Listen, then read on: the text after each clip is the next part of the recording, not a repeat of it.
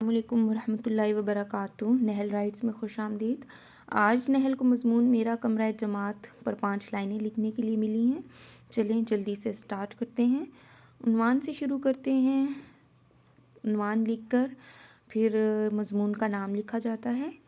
उसके बाद जो है उसके मज़मून की पहली लाइन लिखी जाती है जो कि है मैं अव्वल जमात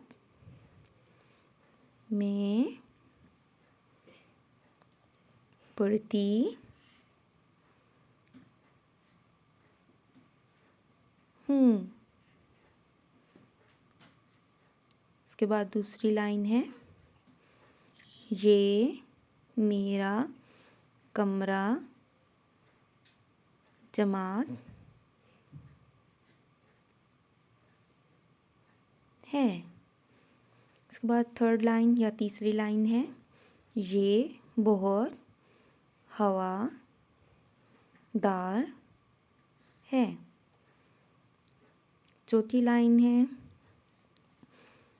इसमें तख्ता एक तख्ता स्याह भी है।